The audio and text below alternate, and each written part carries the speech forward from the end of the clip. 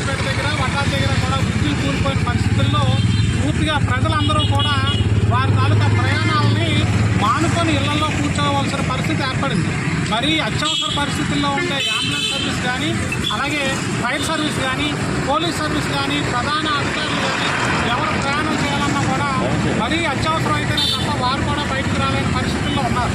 కాబట్టి ప్రాథమిక సదుపాయం ప్రజలందరికీ సదుపాయం చేయవలసిన ఈ ప్రభుత్వాలన్నీ కూడా గత 10-15 సంవత్సరాలుగా ఉన్న ప్రభుత్వాలన్నీ కూడా ఈ రోడ్ల మీద నిర్లక్ష్య వైఖరిగా ప్రదర్శించడం వల్ల రోడ్లు పూర్తిగా చిన్నభిన్నమైన పరిస్థితిని అందరికీ తెలుసు.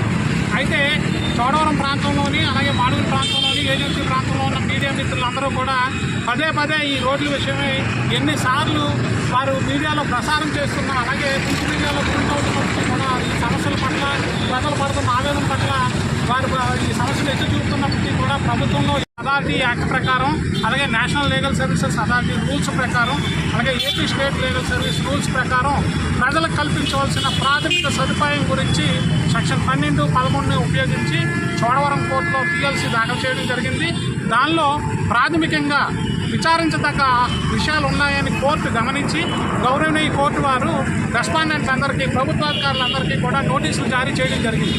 కాబట్టి ఇది ఇప్పుడు కోర్టుకు ముందుకొచ్చి ప్రభుత్వాధికారులందరూ కూడా వారు స్పష్టమైన, ప్రణాళికాబద్ధమైన, అమలుపరచదగ్గ సమాధానం చెప్పవలసిన రోజు వచ్చింది.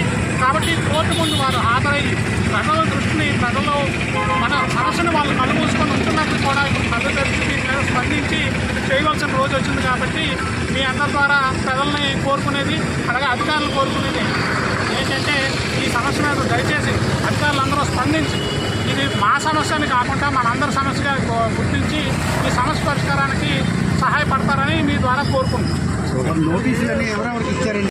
అనకాపల్లి వారికి, అలాగే తహసీల్దార్ గారికి, MPDO గారికి, మొత్తం 7 ప్రభుత్వాధికారులకి, జిల్లా స్థాయిలో ఉన్న అందరి అధికారులకి కూడా ఈ నోటీసులు కోర్టు ఆర్డర్ చేయడం జరిగింది. ఎప్పుడులాగా వీళ్ళు అటెండ్ అవ్వాలండి? వీరు ఇది 26వ తారీఖు, ఈ నెల 26వ తారీఖుని కోర్టు ముందు హాజరయ్యి వారి తాలూకా వివరణ ఇవ్వమని కోర్టు నోటీసులు ఇవ్వడం జరిగింది. వారు ఖచ్చితమైన వివరంతో కోర్టు ముందుకు రావాల్సి ఉంది.